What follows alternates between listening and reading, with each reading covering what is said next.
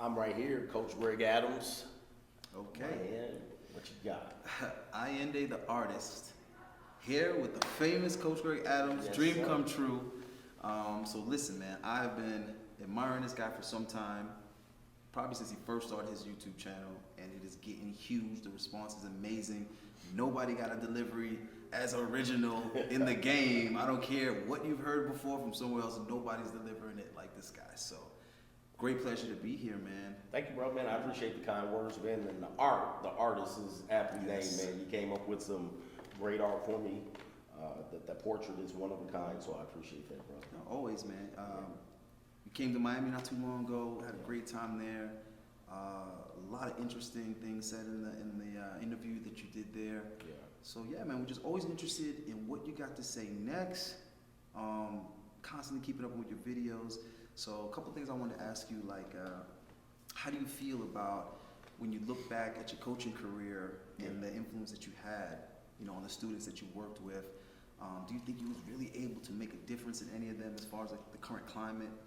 Well, coached a lot of women, so Right.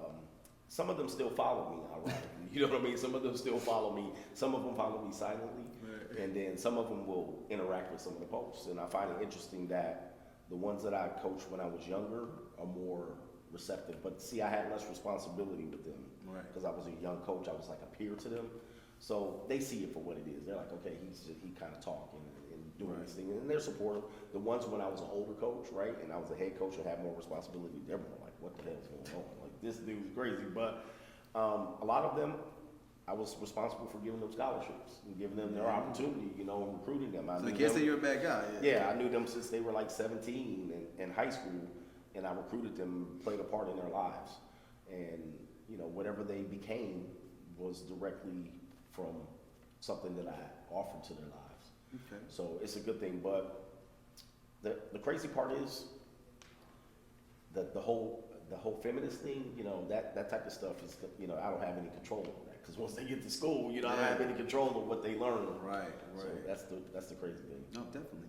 So what would you say your take on the current state of the manosphere is? Where would you like to see it go? And what do you think that we can do as this in-group to kind of bring back some options for men, some of the ones who still got hope and the possibility of marriage and fatherhood? I mean, what do you think? Is it even possible at this point? It's possible. There's possible for people to have successful marriages, but I think there's going to have to be a lot of things that work for them in their favor, because there's a lot of outside forces on the outside that are going to do it. But I think the manosphere is in a decent place, but I think it's growing exponentially so fast, it's outgrowing a lot of men. So a lot of men are feeling left out. So if you watch your favorite manosphere person, now you see this person getting the public profile, then you're like, oh, they're in it for the money, they're trying to do this, you're trying to sell books. Well, naturally, if I put myself out there and expose myself like this, it's gonna be difficult for me to go back into the mainstream world with the views that I have. So wouldn't you want to support, like, artists in the day, back in the day, Michelangelo, right? Michelangelo, artists don't make a lot of money, but in order for those people to continue painting and focus on painting, people would support them with donations, and they would they would keep them going. They would say, hey, we like what you're doing. We know you don't make a lot of money at it, but in order for me to make you a better painter, I'm going to support you out there. And what is bringing to the culture? And then what it brings to because I think it's important what certain people bring to the culture as a content creator, whether you're doing something on YouTube or you're painting paintings, or you're trying to do some nonprofit coaching for the kids in the community. The point is you're bringing something valuable to the culture, right? And if you can't afford to keep going, you're done. We lose that contribution. You lose that contribution, so, and then you don't become the talented person that you could have became. And I get their understanding. They want to protect this, and they want it to be like it was in 2018. Mm-hmm. And there's some content creators that are going to come under that and provide them with that avenue. Okay, we don't want to support him because he's about making money or whatever, so we'll support the guys that aren't. But eventually, those guys are going to grow too. Right. And I mean, I don't agree with the making money changes your agenda, changes your intentions. If anything, I think it amplifies it. Because if you give somebody money, they don't change. It just amplifies who they are. Exactly. So if you had the desire to give this message, and now you have more of a budget to work with, you get what I'm saying. So I think people be maybe a little bit selfish with their favorite content creators when they have. They that do, type and of a lot of reaction. those people haven't made any contributions to 2 or 3 Amen. years, and then you're Amen. going, well, what are you complaining about? I find it odd that they don't see the growth in my channel. It's because people supported it, and now I can say what I really want to say. I was already saying some crazy stuff. Now with the support, I can really say some things that really affect men without me saying, okay, I'm going to get fired from my job from this if I say this. And I've noticed that, with your channel, especially as of late, you've been able to really dive in and dissect things with a little bit more depth and length. Yeah. It's also allowed you to be able to afford to take the time to do more research before you even approach these subjects. And I think people got to really appreciate the value in that, because if they're creating an environment where you could put all your eggs, every one of your eggs in this basket, you understand what I'm saying? Now you can go in there 100% and give it all to the game. Give them some data that is indisputable, and I think they're seeing content creators do that now. And they may be getting a little fatigued because we have more time to put more stuff out. But I think I always look at the manosphere in the long-term lens. Right. I don't look at it at where it is today. I'm going, all right, if I do this content, there's going to be a guy that comes in next year and sees all of this. And that's normally what happens. It's not the guy that's watching me now that this content is for.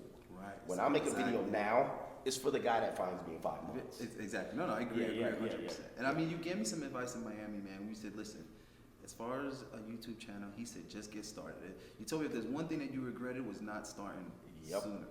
I would tell you, man, because you've been in this. We talk privately.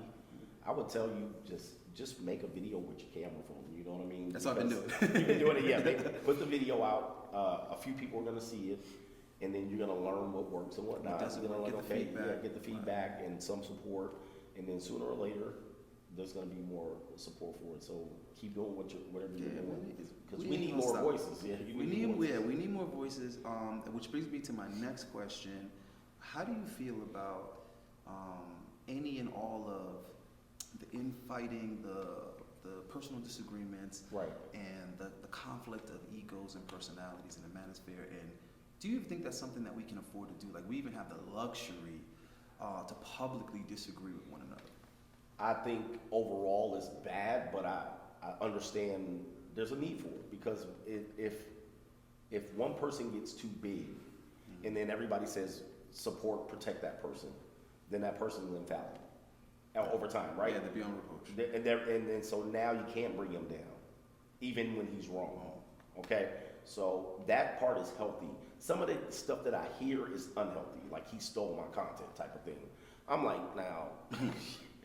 I try to address that. I'm saying, we've been borrowing from comedians. We've been borrowing from, like, how many people have said something similar to Paul Mooney, Richard Pryor, or Eddie Murphy? It might not even hurt it. It might not even hurt it. Right. Man, listen, let me tell you something. There's so many things that Kevin Samuels has said, or points that he's made, that I was making, like, in my mid-20s, before YouTube was a thing. I was saying that. I was saying, how could women say they don't need men? When you do a 360 rotation, everything that was in your visible view was created by men and is maintained by men. So I've been making that point for the longest, and then to see Kevin Samuels do a video, and one of them was like, he stole it from me. He didn't hear me say it. He didn't hear you say it. We're just on the same wavelength. We're making the same observation. Men have been seeing these things for years. Again, before there was an internet. Before there was the internet, men had these thoughts. But a lot of times we were told not to say these things. You can't say that. And so when a guy says that, doesn't mean he created that point. Doesn't mean that he owns that talking point.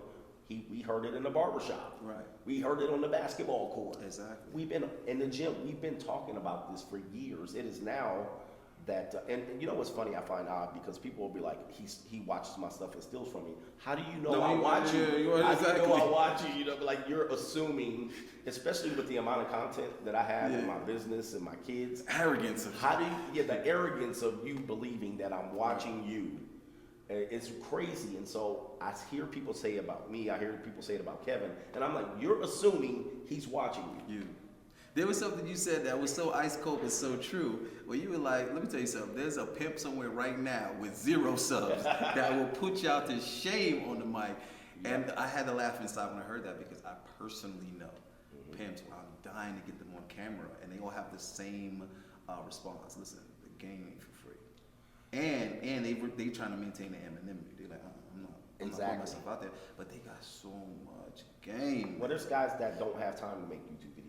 You know what I mean? That knows way more and have no can interest lay it in down thick. They're like, I'm not gonna cut videos every day. And I ain't finna share. Like they ain't even interested in sharing. And they wanted the game is not to be sold. It's not It's not to be given free. It's not to be sold. Yeah. So, but people used to have that. But as a content creator, you got to give away so much for free first before people can understand you. So, but then the problem with giving away free, even in the business model, you take YouTube out of it, people will still see you as a free giver. Entity, right? Yeah, and they're like, why would I pay for it? You've been giving it away for free.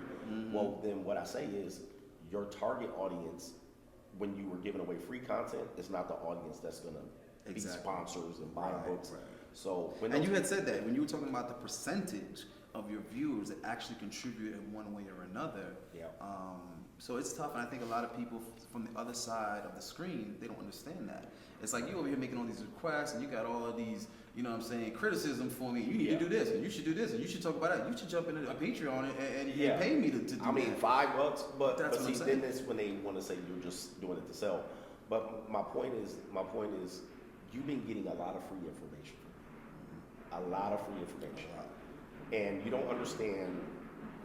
I know you've been seeing on doing your podcast on Fresh Fit, how much information, how many men reach out to you on a daily basis? My inbox is flooded. My email, I don't even check my Instagram DMs because it's ridiculous. The amount of men that say, hey this, hey that, hey this. And they have the expectation of it because they watch the video, you owe them the personal time to sit down and look at their personal situation and say, well, this is what I think about. I can offer you that. But here's the problem then. Here's the problem. If I'm supposed to do that for everybody, right? What time do I have? For myself. So then now I have to, so I'm supposed to consume all of your emotional issues, all of your financial issues, all your issues with women, and I'm supposed to do it for free. And then still make content. And still make content, and still have my own life, and still be emotionally healthy, and still be, so this is what people don't understand. My emails buzzing all day. And I take that as a compliment. I don't complain about it. Men are reaching out to me. They're finding my content. I'm like, okay, I got a scenario for you. However, I can't do this for free. Not at this level. And the most you could do is kind of, as you kind of notice something being asked more frequently than something else, you can kind of say, all right, in a little bit, I'm going to address that topic. Yeah. Since so many of y'all seem to be talking about this. Kind of talking about or asking something similar, but I can't, pinpoint everybody individually. I just, it's not even realistic. So, yeah, I mean, What I did was I actually made a channel called Ask Coach Greg Adams. And so I said, okay, people keep sending me questions. I was like, what I'm going to do is double end it. I'll answer your question, but I'll make content out of it that's monetized. Yeah. So that way, I get a trade-off. Something on the back end. Yeah, I get something on the back end. And some of those videos got 200,000 views. Smart. And I got a little bit of money off of it. So make everybody happy. Yeah, I figure it's the best thing to do, man. Right. So what are you looking to do in the very near future, and what are some things that you plan to be doing in the very far future that are just huge, that are just astronomical? Gosh, this is just another place in my life. Mm-hmm. So I'm always waiting for the other shoe to drop with this content because it could either make you or break you. YouTube could either make you or break you. At any day, they can just pull the plug on you, and now you got to start all over. Or you can ascend to a different height where you didn't expect it, and you got to be prepared for that. So I'm always prepared for both of those situations and all that stuff. But we need a Manosphere movie, man. What? We need a Manosphere movie. A Manosphere movie. Listen, think about it. Think about it. How is it that all these talented men that are in this space right now, a movie has already been made, but it was made by some pretty little former feminists? True. And you think about some of those guys who made, like Cameron and all of those guys. That's what I'm saying. They funded themselves. Yeah. Man, if you can get the egos That's what I'm saying. Together. Yeah. Together, it can be co-funded. And not many people have thought of that. I've never heard that. No, nobody. You heard it first. And I know because I'm consuming content all the time from everyone. Nobody has made that suggestion, so I'm going on record. But yeah, definitely. I think if everybody put their little 20 grand and their 25 grand, and you got 10 people putting in 25 grand that got an equal stake in this film, I would get in on that. I will get in on You that. think I'm just saying that to say There that? gotta be at least 20 guys that will get in on No, but that's my something like point. that. That's my Right, point. right. If you decided the team that said, listen, we have this objective, Yeah. nothing is going to come between us and achieving this, that at that point it doesn't matter about, you know, that content's going to be to what? If Right. you're funding it yourself, it can be done. But those are the contents that actually take off because people are gonna, just like our videos, they're gonna be like, okay, we need this. Right. And they'll come see it. And I feel like those are some contingency things that can be put in place to kind of protect the community. Against, yeah, right. Right, because I feel like those type of steps need to be taken because of what you just said. Yep. YouTube can, any given time can say snip, And it's over. and then what? Yep. So at what point in time are you going to say, damn, we shoulda, coulda, woulda? And then it's too late. Yeah, Right, then it's too late. and just like you said, there's nothing stopping a group of men who decide Right. to do that from doing that because they have the power in the collective. The fact that they're doing it as a group, they're uniting as a group. Yep. So they have each other, but then they have the support of everyone's Everyone. supporters, right? So it just magnifies in that sense. Well, this but is it the- cushions us. This is the importance of new content creators. Right. Because you're seeing us here, Mm-hmm. and we're so consumed with being here, right, and maybe going here. The new people are like, hey, let's go ahead and take this to the next level. Because I'm always thinking about, okay, next day, let's get to the 2020 and see where we're at. Maybe a new book. Well, other people are coming in with new, fresh ideas and saying, hey, we rose here, now let's go here. Or even a tour, just something that cushions us, that takes it somewhere else besides Off the platform. Right, You we gotta we take- have you to gotta be get, insulated. we have to get over these platforms, and a lot of the advice, or the ideas that I'm hearing, or the kind of insurance plan that the guys have, is platform hopping. Yeah, and I'm I'm not a big fan of that. yeah, you're hopping from one to another. Yeah. Is it any safer? Right. What's gonna because happen? because a lot of guys, they'll email me, get off YouTube and go here. I'm like, first of all, this platform is monetized. Mm-hmm. When I go over there, there's zero monetization. You're an idiot for even, you can't suggest things like that because it's impossible for me to say, I'll give up any super chat, I'll give up any, because then I can't do what I'm doing. Exactly. I can't do what I'm doing now. I don't have time. I got to go back to work. So these are the things. And listen, let me tell you something. The super chat thing, I haven't gotten to that level yet. I'm, working hard to hurry up and put myself in that position. But I think that super chat thing is a godsend. I would not be able to do what I'm doing. That's what I'm saying. It is Period. really making it possible for a lot of guys Yep. to eat. You know what I mean? And stay in the game and be able to make that commitment. Because I think what a lot of us need to think about is what happens if your favorite content creator just stops. Right.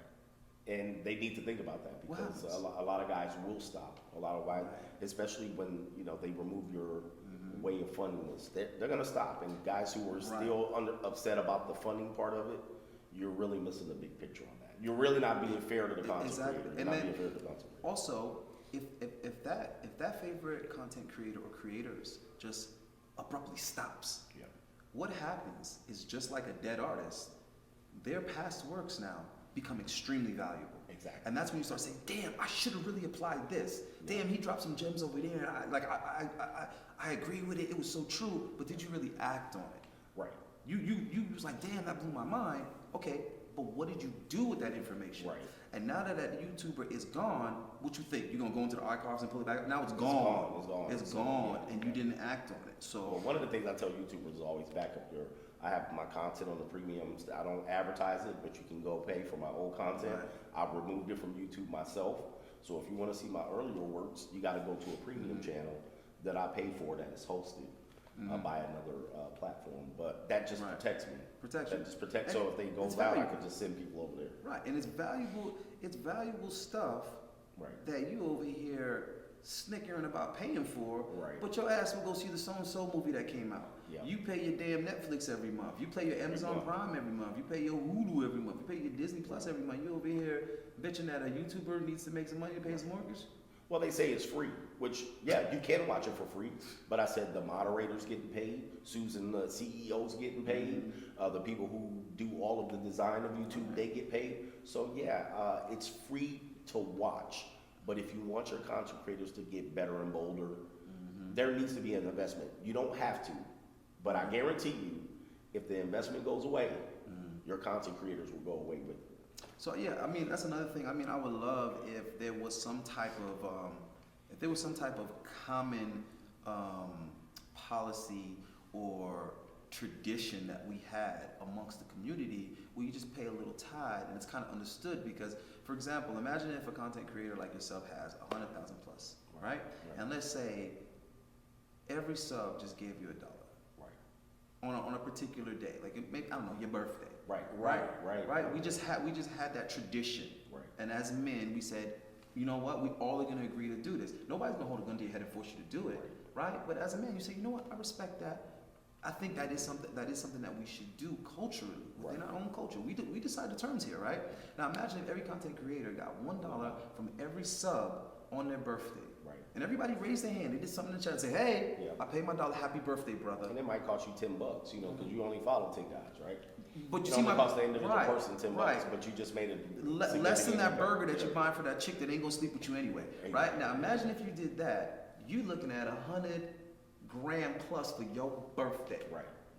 And then that gets you to be able to do whatever you need to do. And at what point in time do you not deserve $1 from each of your subs? Right. At what point in time did you not give $1 worth of value in 360 days? I've saved men hundreds of thousands of dollars. You know what I mean? Like I've saved men a lot of money. So no, but this is a real thing that I think we need to be vocal about, because who could argue or deny that every content creator deserves $1 for every 360 days that they have stayed on the platform and created content? And the reason why I said that is the same way you used to be a former coach and you dealt with a lot of females annually.